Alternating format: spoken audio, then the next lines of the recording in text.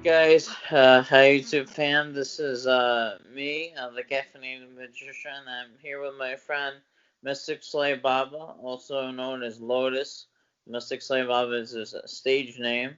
And so Lotus, can you go ahead and just give me a quick introduction about yourself, who you are, where you're from, all that good stuff.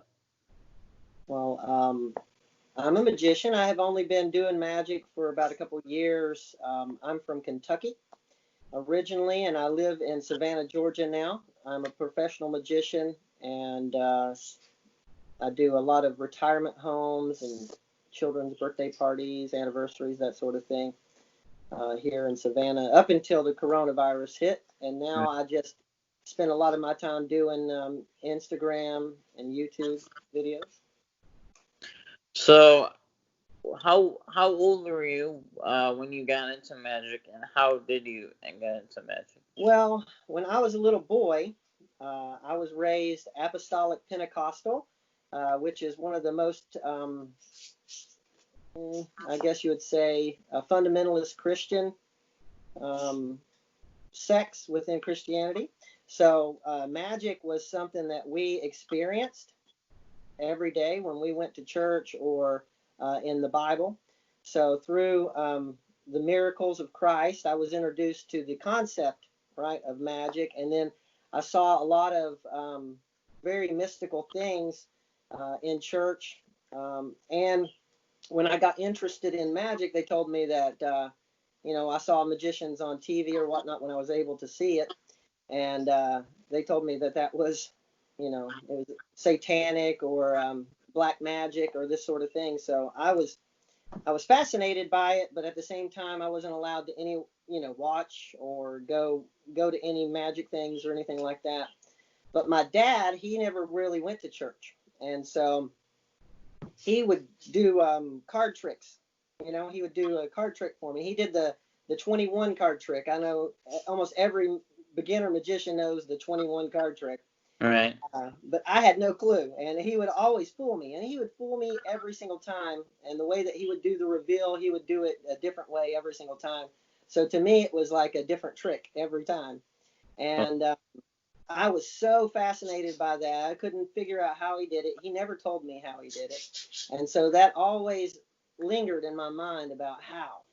And so up until about a couple of years ago, I've always watched magic. Even after I got like teenager and into college, I loved magic. I watched everything that I could ever find on magic, but I never wanted to learn how it was done because I wanted to believe, that it was real, that they were actually doing these crazy things. So I never wanted to spoil that for myself, even though I knew it was a trick. I just did not want to know how it was done. And up until about a couple of years ago, I left it at that. And I got into wanting to do something for the community, something for the service of humanity. And I wanted to do, bring joy and laughter and that sense of wonder into people's lives, especially older folks or sick people in the hospitals. And so magic was one of those things that is international. It's almost universally appealing. And so I started getting magic books and watching a bunch of tutorial stuff on YouTube, and really got into the mechanics of sleight of hand, and I just loved doing it and watching people's reactions to just the simplest of things and the joy that it brings them really keeps me going. It's very cool. So yeah, how old did you say you were when you started like actually performing or learning the trick? It's been about I've been practicing magic for about 2 years. I was working as a professional for a little over a year, right here in Savannah, and up until a few months ago, when the coronavirus shut all the old folks' homes down and all the social gatherings, then I've just been sitting at home. And the only way to do it, to continue to perform magic is on the internet through Instagram. And I've been doing that about every day. Right.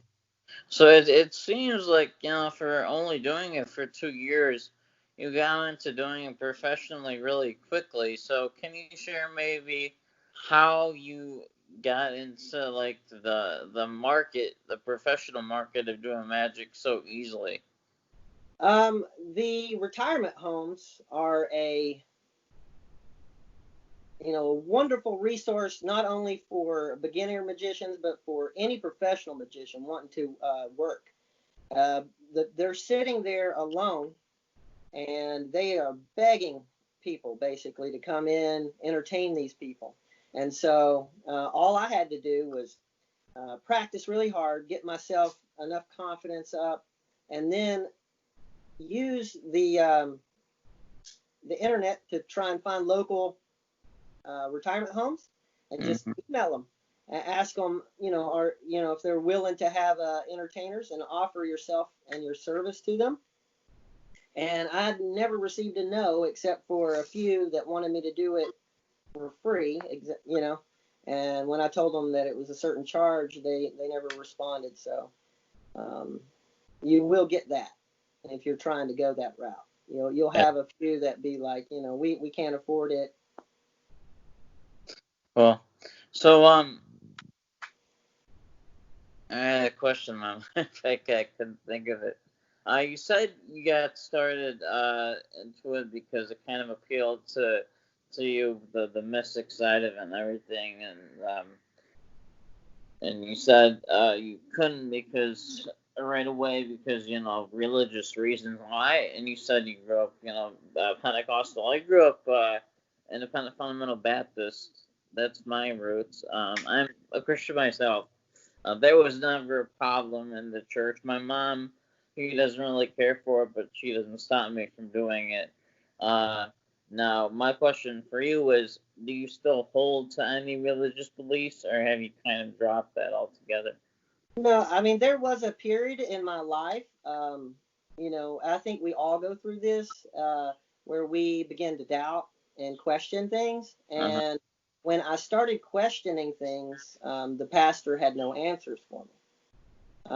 And a lot of the elders would criticize me for even questioning. And so it pushed me away to see um, not that they didn't believe, was that they didn't understand what they believed. Uh-huh. And, and so I searched and searched and searched within my heart. I've never given up, belief in God, even through, some horrible experiences in my life. I still knew that the presence of God was there. I felt him as a child. I've always maintained that. But as far as religion is concerned, I really, I believe what Christ said was that, we are all the sons of God, right? And therefore, he never leaves us. So every person on this earth has a connection to him. And so through the different paths of religion, I have studied every one of them and have come to the understanding that God is one. He says so in the Bible. There's only one God. Right. And the God of all people, of all nations, right? And therefore, the root of all religions come back to one source. And the religions themselves are just culturally based. So their laws and customs come down through families and through being separated by culture, right? Their display of love of God and their worship, it may be different, it may be completely different, but the source and the root and the reason behind it is always the same. It's to love, right? To appreciate and to serve one another, and to appreciate one another, like Christ said. And so I'm still a Christian, right? I still follow Christ, but I have come to accept that all religions in their essence, right, are from Him. It may Right. be translated in a different language and appear to be different because of culture, but in essence, it's all the same. Yeah. Well, I have some thoughts on that, but we'll continue to go the magic round, and then we'll go back to the afterward, and cut that out of the interview. So, That's fun, buddy. because I don't, I mean, it's a magic uh, based thing. I do actually have sermon Sundays on my YouTube channel. You can check that out. And I Okay. actually go into religion and through the Bible. I think you'll find that interesting. But I'd love to go back to that chat maybe a little bit afterwards, and then we'll just do that separately. Absolutely, buddy. Awesome. So, uh, going into the magic thing, I noticed because I found about you through Instagram, and you tend to do magic completely quiet, like you just act it out with your emotions, which really love. I think that's really fresh and unique. My question is, when you were doing magic in the nursing home or to live people, do you perform the same way or do you talk? I do have patter and I do speak to them. The reason I do voiceless, pantomime and through acting on the internet is to make it internationally appealing. If you speak English, then you're only tend to have a certain market. Right. And some people are deaf. My wife is deaf, so I'm very expressive in my mannerisms and the ability to communicate without voice. And so I feel some of the best magicians in the world um, come not just talking a story, but showing and expressing through their magic the story is more important, I feel, than the words you speak. And that's very interesting. Now, did you find it hard to appeal internationally by doing just a pantomime, or does that kind of come naturally to you? It's always come naturally to me. I was a comedian as a child. I would pretend to, make fun, and I would do impressions and stuff like that of famous people or different scenes in movies for my dad and my mom. And so I've always been into acting. I acted in high school and in college in the theater and in community college even after school. So it comes naturally to me. It's very easy for me to do that.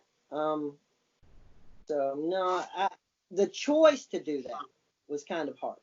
You know what I'm Okay. saying? The choice to even show my face, it took me a while, Hmm. to get up enough confidence to actually have my face in the shot while I'm doing magic. But because of the way that the picture doesn't move, the camera cannot move, then the slides are obvious. I Yeah. feel, right? I'm watching a lot of these magicians on Instagram, and it's more of a tutorial than it is for them to show a performance, because all you see is exactly what they're doing. Right. Even if you can't see it, there is no misdirection, there is no story or pattern. It's just look at the slide, right? So Yeah. you can, it's not magic to me. So magic to me is it's in context. Where did the card come from? Why did it disappear? Right? Where's it going? Right? It's not just whoop, look, my card disappeared. So to me, I construct my magic as a story, and visually, if you have a face, in the shot, then eye contact is extremely important for connection, right? Right. It brings an emotional appeal because I'm looking at you. Subconsciously, you feel that, even though we're separated from thousands of miles and through the internet. As soon as I look up at you and go, hi, right? You feel like somebody did that for you right then. It's Right. live, and so that drives me, that connection. So without the face and without the eyes, you don't have that. You just have a slide on a screen. That's awesome. That's a really interesting perspective on it, and I could probably even kind of use that idea. I have also on my channel for YouTube. I have Theory Thursdays where I go over magic theory. So like you said in your intro, for your YouTube channel, I'm not a tutorial, but I do theory and kind of like the ideology behind magic. I think that's more important than the trick. Yeah. It's why. Why should you care? Why should you care? You know, Right. why? What is the purpose behind magic? And I feel, that's the reason why I do the way that I do it, is because it's a it's a deeper connection to wonder than a mystery. If I give you a magic trick without any emotional connection or anything, it's more of a puzzle for you to figure out, right? But if I use it in context and show it to you as a story, then you accept it, Right. right? If I make it appear as if it was done by magic and I didn't really do it. That's another one of the things that I don't know if you've noticed in my performances is that I'm not pretending to be a magician. Magic is happening to me and around me, Yeah. and I'm oh, Right. I get shocked by it. I'm confused. What's going on? And I think that some of the greatest magicians have done this. Cardini. I don't know if you've seen Cardini do his stage show. I haven't seen it, but I'm familiar with him for All sure. right, try, look it up. And Cardini, he would, do card manipulation and billiard manipulation, cigarettes and stuff like that. But he was shocked. Like when it would happen, he'd throw the cigarette away and it would appear, and he'd go, whoop, or he'd throw the cards away and they would appear, and he would be shocked by it. So if we as magicians don't respond to our own magic, right, with wonder and like, I don't know if you've ever seen Doug Henning. No. Again, the name I'm familiar with is being a magic for a while, but I haven't ever watched him really. Okay. Looking back on a lot of the older um, magicians, you will notice that Jeff McBride, I'm Slydini, Cardini, right? These Jeff, guys, Jeff McBride. I have seen him. okay, Yeah. if you watch him, you will notice that he will respond to the magic, and then that causes the audience to also respond to it. When we see magic for the first time, if it's truly magical, we will sit there and go, stunned, in silence, right? I don't know if you've done that in performance before, but it's weird when you do a magic trick and everybody sits there and goes, they don't clap, they don't smile, they don't gasp, they don't do nothing. They just sit there, right? And that's a state of shock. What you've done is actually performed real magic, and in their mind, they experienced it as real. And if you don't give them an expression as a response to the magic, they're just going to sit there in silence. Right. So Jeff McBride would condition them to applaud. He would show them at the beginning of how to do it, right? He'd go. And then he would hold his hands like this and strike a pose. And he would do that a few times, and subconsciously, every time he would do a magic trick and he'd go, they would go. Because he conditioned them to respond to his magic. And if we don't, as magicians, respond to it with joy every single time, right?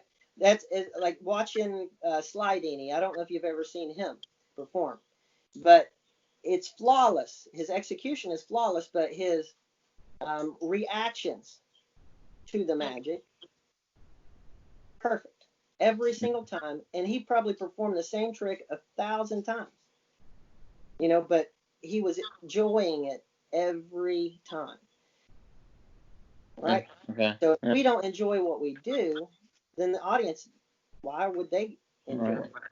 So I'm assuming you kind of already listed a couple there, but who are your major influences in magic or your favorite magicians? Both in the past and in the present. Okay. My major influences, as you can tell by my name, is Slydini, right? And the mystics of India. There's a bunch of old videos of the Indian fakirs, right, and the African street magicians and stuff like that would perform what appeared to be actual, real magic, right? Old style magic. But as far as magicians in the modern time, Jeff McBride, Sly Deeney, Michael Amar, Oh yeah. Michael Vincent. Let me see. I really like Dynamo, of course, just because he's very funny in his presentations. I love watching David Copperfield, even when I was a little boy. I mean, he is the master magician. Lance Burton, he's also from Kentucky. Matt King is from Kentucky. These guys, I love them. Matt King is hilarious.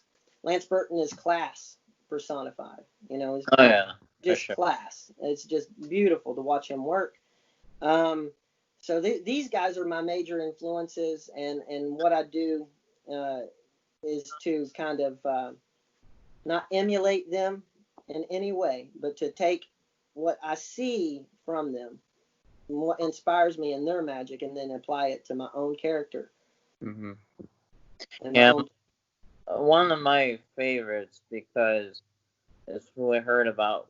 Like as soon as I got into magic, like these are kind of the people that I found discovered was like people like Jay Sankey, like post magic like that. And the thing that I love about him is his comedic style. Oh yeah. Yeah. So and then of course starting like with street magic, getting into that growing up, like well basically my quick story in a nutshell is I went onto a trip to Florida to see my grandpa and he was still alive, and we were supposed to go, I don't know, it's either Disneyland or Disney World. Well, we started to go there, and then it started raining, so we couldn't go on any of the rides or whatever. So we went to one of the strips, the Disney strip, and there was a magic store in there. So I went in there, and I got into magic. I was hooked ever since. My first trick was the SpongeBob, not the SpongeBobs, the cups and balls. Yes. Um, but the first few tricks that I saw performed that wowed me right there in the shop was the magic coloring book. As a beginner, and not seeing magic before, I mean that was the most incredible thing to me. The Chinese sticks where you pull the string on one and the other one goes up, even though the sticks are somehow separate, but you get I the love that. yeah, man, it's just a move. Um, so yeah, those are a couple of my influences. And I was gonna say, so going into high school, I discovered I had a magic friend. I had another buddy that did magic, and he's the one that introduced me to Jeff McBride, because he did stage magic and stuff like that. So that's how I know about him. But also he had like other DVDs and stuff, and one of the ones that got me to more into close up and stuff was Brad Christian from Illusionist. He has the How to Do Street Magic DVD, and so that's where I learned a lot of the basic like card tricks and stuff that I know now. But yeah, that's just kind of me, so you kind of know where I'm coming from. I got started when I was 11, and I'm 31 now, so that means I've been doing it for about 20 years. Wow. Yeah. So yeah, and you said you've been 2 years, so I'm way ahead of you. But your style and how gracefully when you perform, I mean, you're like really devoted to the craft. So for 2 years, I'm very impressed to know that you're that good for only a short amount of time. So props to you for that. Thank you, man. I just enjoy what I do, and I love the craft of magic. And like you said, I'm more interested in the theories behind it and the methods, right? Hmm. So I got stacks of books. I've probably got hundreds and hundreds of pounds of books and DVDs. Jay Sankey was one of my first teachers on the internet. right? Oh, Yeah, as I'm watching all the magic, you run the rabbit hole, right? Went through Penn and Teller, the Magic Castle performances, and then I would search for certain types of magic, and then eventually found Jay Sankey performing, and it wound up being a tutorial, and I was like, oh, wow. And yes, his style he cracks me up, man. yeah. Oh man, he is so weird. It's like, I talk to him a lot on Instagram now. oh, do you? Yeah, I do, almost every day. But I think he's hilarious. He is Yeah. so funny, and he's very kind. He's Oh, yeah. very kind, very wonderful. I've never met another magician personally. I met one guy about a few months back, about a year ago. Other than that, I've never actually personally met another magician. Hmm. Um, but since the coronavirus, right, being on Instagram, I've now a bunch of magic friends. So many, like you, Yeah. right? Yeah. Right. So many. I've never. It's like going to a magic convention every day. Yeah, it's the same here. I've been to Vegas and I have seen the major shows, but I never actually came face to face with a professional magician. Except for when I went to Vegas and I saw Copperfield, I got to be in the front row. So of course, when he went and kind of like slept, gave everybody a high five, I was right there with everybody. Wow. Yeah. Wow. I bet that was an experience, man. Yeah, it See was. David Copperfield live. Oh, did he It fly? wasn't. The high five thing. It wasn't as like breathtaking as you think it would be. Like, oh wow, you got to touch Copperfield, But I mean, it's still, it is an experience. But yeah, the show was incredible. Right. Did you get to The see him show was, fly? yeah, live, yeah. No, I mean fly. Did you see him fly? Oh, did I see him fly? You know what? I don't think I did. Oh Might my. have, maybe I can't remember because it was so long ago. Yeah. But I know he did like the passing through the chalk wall and the appearance. He did the classic. I was so bummed. You know how at the end of every show he has people go and that clear uh what is it? It's like a box, right? And Yep. like the thing in front of it, and then they disappear at the end of the show. The people from the audience members, and to pick the audience members, they throw like a ball into the audience, a few of them, and whoever catches them gets to go on stage. Um, Unfortunately, I didn't catch one, so I was so bummed out about that because I thought, wow, I'm gonna get to figure out how he does this. I didn't. See, there are some disadvantages of being in the front row. Yeah. Yeah. The ball probably won't ever find the front row. No, it's funny because they were actually like towards the end. They were just handing them out in the front row, and I'm right there. But I Oh, think what happened was my aunt ruined it for me because at the beginning of the show, she goes, "He's a magician too, and it's his birthday." So I think Copperfield was like, "All right, don't give him anything because I have a feeling, because right there in the beginning of the show where he does this, like put your hands together and try to unlock your hands, and it's like it messes with psychologically, it usually turns it, and it looks like he physically un um unlocks his hands, but really it's kind of hard to do on camera to see. The one where you go like this and like yeah. this. Of course he just twists it like this and then it's easy, but I already knew that trick, so I did it when he said to do it, and I got out of it, and I think he saw that and he spotted it, and he was like, all right, I'm not doing anything with this kid. He's gonna ruin the show. uh, I was a little brat starting out in magic, I thought, oh, I'm gonna show all these other magicians how I know their tricks, and they kind of humbled me from that point because I'm like, all right, I'm not doing that again.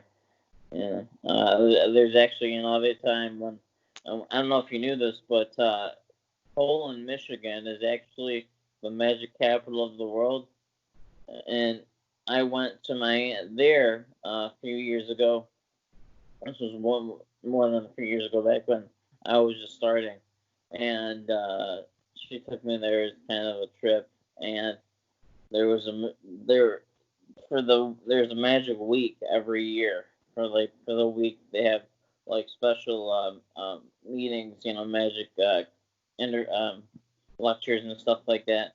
And so for one of the lectures, I went up there, and the guy did a trick, and like I don't know what I was thinking, but I thought it would be cool to catch him out.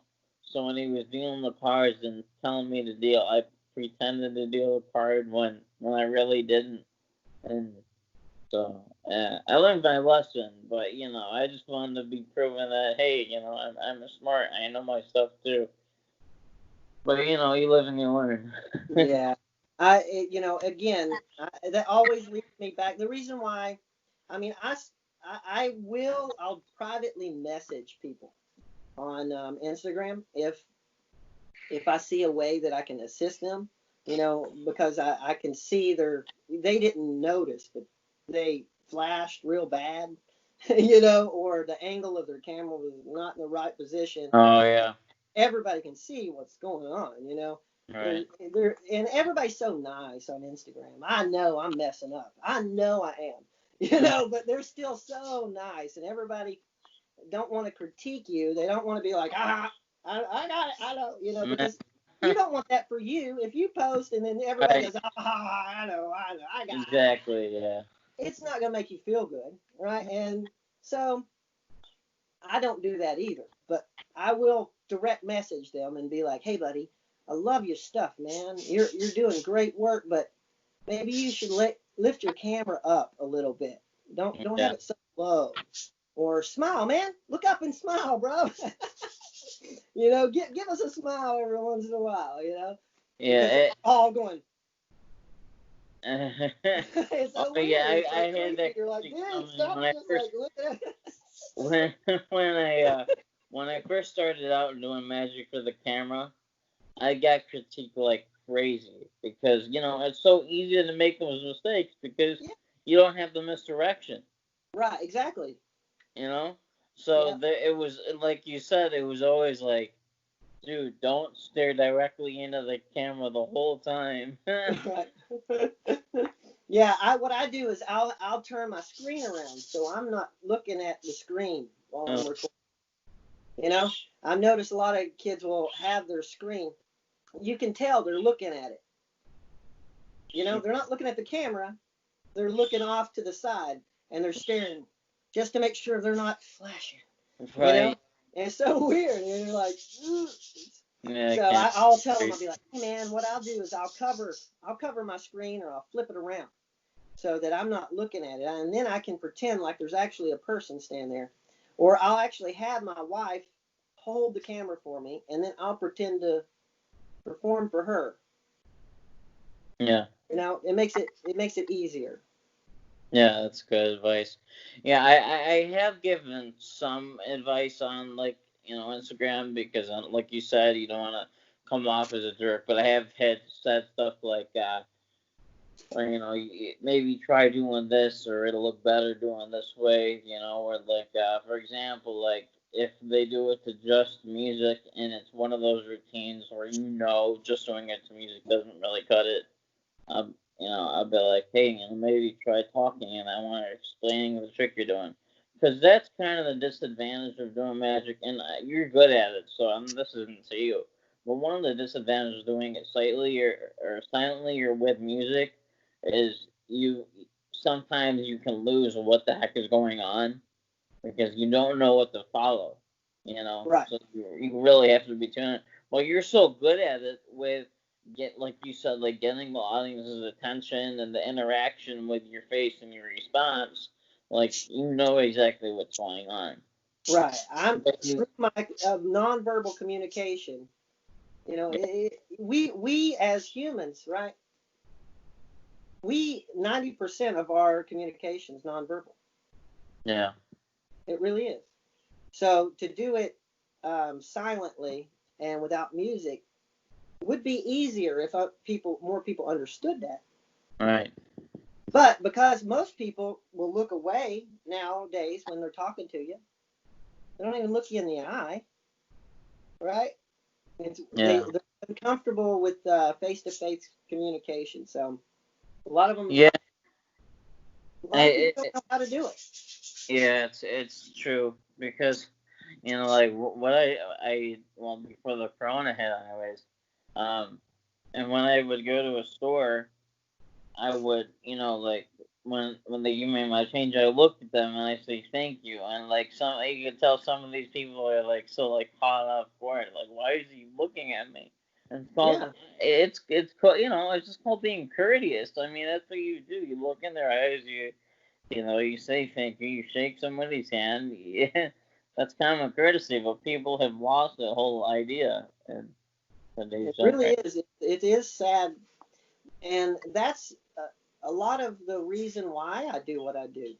You know, is to and I've noticed too after I've started doing the style of performance that I've done, many of the other magicians that follow me have stopped doing the up close format, have backed off. They've started showing their face. They've started expressing more visually with their faces, smiling instead of just deadpan stare. Even if Right. even if they're still, you can still tell they're uncomfortable with it. They don't really know, but they're trying. They're trying, and I love it. They'll do my face, and I'm like, oh, that's so funny. But it's I my goal, okay, in magic is to revive magic, take it back to a state of purity. A long time ago, magic was performed non-verbally. The only job that a deaf person or a mute person could do was a street performer. They were mimes and magicians Mhm. because they couldn't hear or see, or not hear, see, or not see, but hear or speak. And Mhm. so they would perform juggling, right? The rope tricks or the mime. Right. And so the foundations of our art comes all the way back to people that were nonverbal. Yeah. And so to take that back to that place, again, what will make you different than all the other magicians? Yeah. How you stand out? It's Because good. right now there's probably what I searched. There's over 1 million on Instagram. There's more than 1 million magician tags. Right? They're magicians. That is a lot of people Yeah. as compared to what it used to be. Just a few years ago, magic wasn't that big of a thing. And now it's just exploded to where there's so much content out there. And there's so many magicians doing the same 5 tricks. Yeah. Yeah. It's the same 5 tricks. The disappear behind the hand thing. I haven't done it. I refuse to do these things. The Yeah. black I cover. try to Yeah, make mine different and stand out. Like so I do a lot of organic magic. Like whatever. I'll sit there and I'll just go. Okay, what can I do with that prop that I haven't seen done before? How can I do this coin trick differently? Maybe with another prop that looks like a coin. Like for example, I do a trick where, and I'm holding my phone in my hand, but I'll have a fist. Right, I saw this from Jay Sankey, and you put like a coin on your fist. yeah, You pretend to like go, it's in your hand, and then you go to your pocket and grab another one, and then they all three disappear afterwards. Well, what I did to make that different was a friend um, was telling me, this is my magic friend from high school actually, and he goes, "Can you do a trick with Chex Mix? Like the brown chip. I don't know if you know what Chex is, but yeah. The little bagel bites. yeah. So, because that was his favorite one on Facebook, and he mentioned them. Like, he's like, "Hey, can you do magic with that?" I'm like, "Yeah, I think I can." So I'm like, "It kind of looks like a coin." So I just did that exact same trick, but with the Chex Mix, and I worked in my pattern. I'm like, okay, now my hand is an oven, and if I bake it long enough, it'll disintegrate, and then if my hand is gone. Um, but it's interesting because you know how if you see if you drive like a certain car, right? You buy a car, whatever. All of a sudden, that's kind of like the only car that you see on the road. You'll immediately notice it.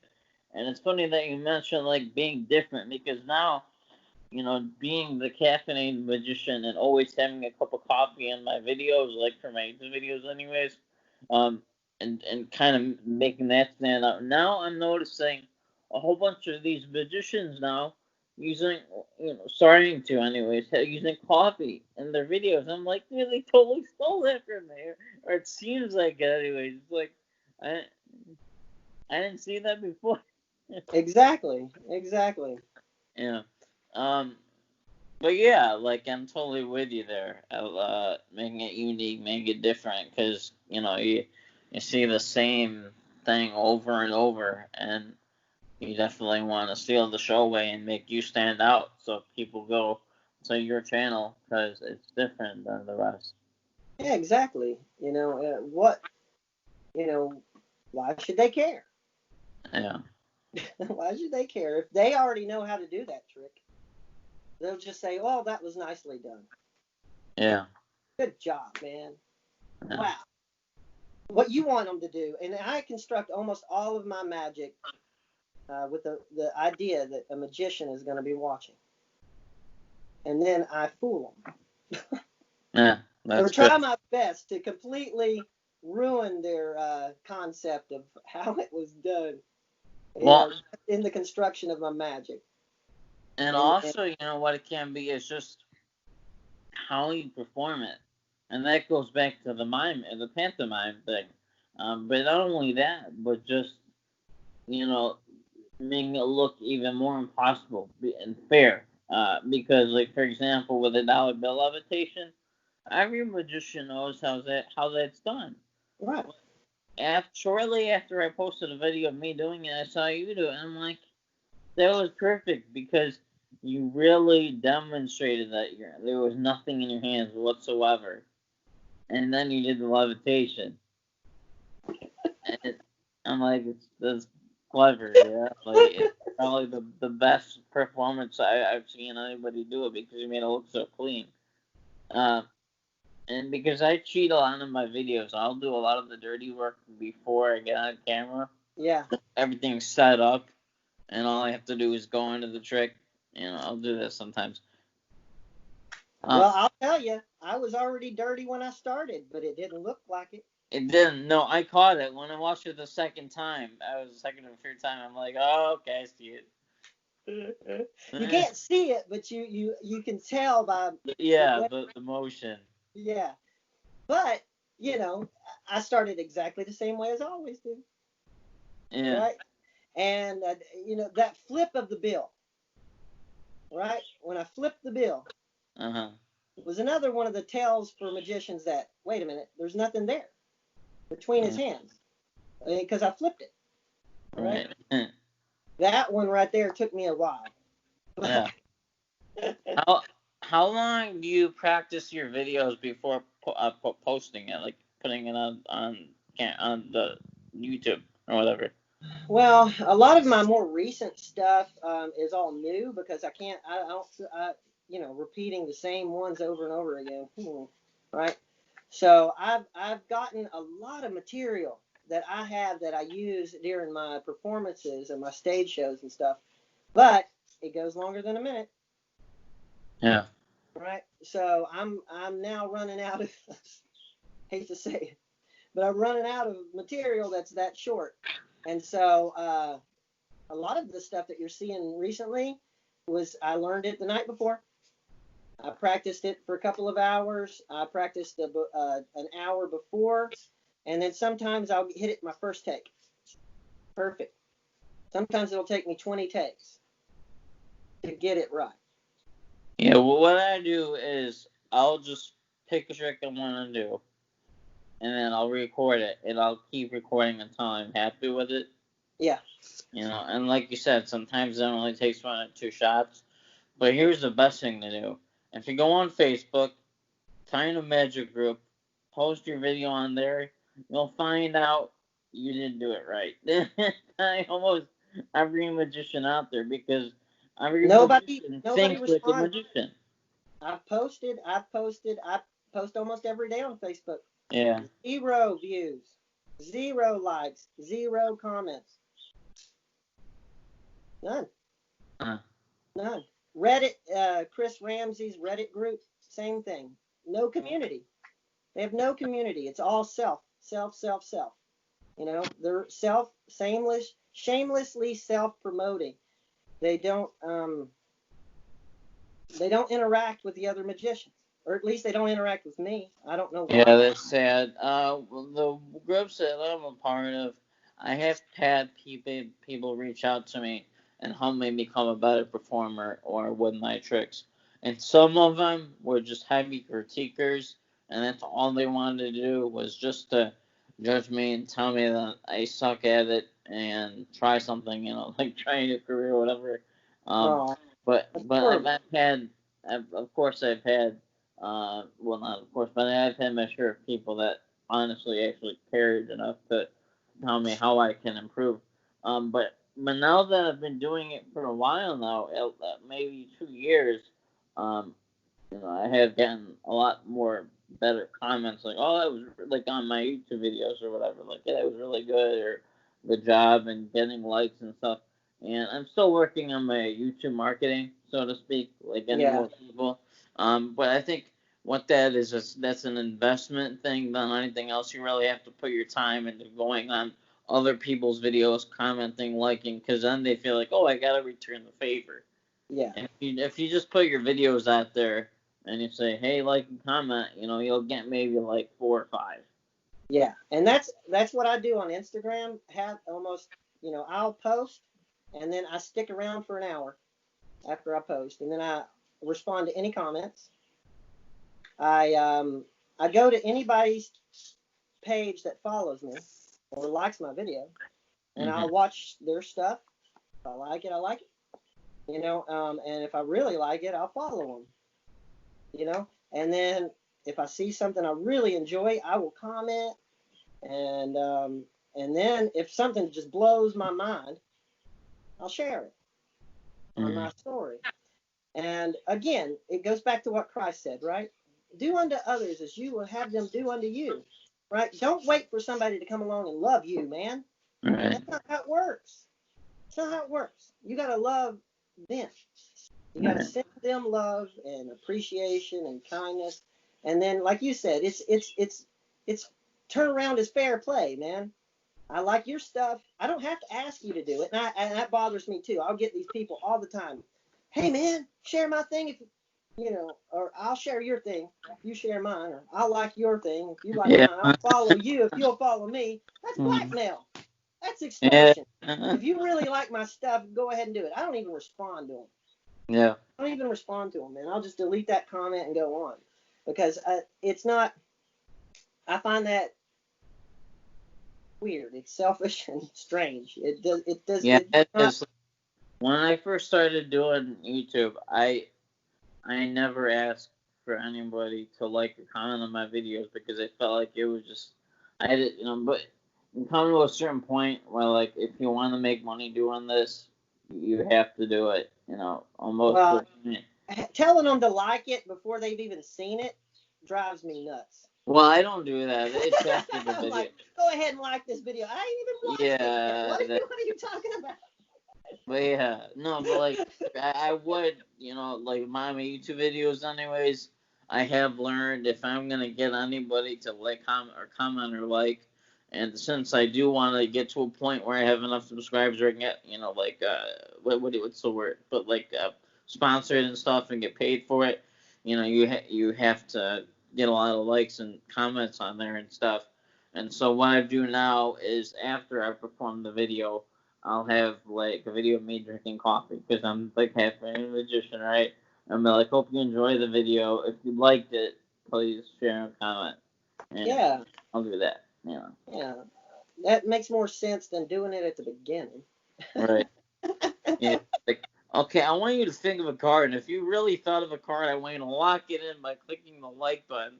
I'm like, Now, what the heck is that supposed to do? comment down below. Tell me if I got it right.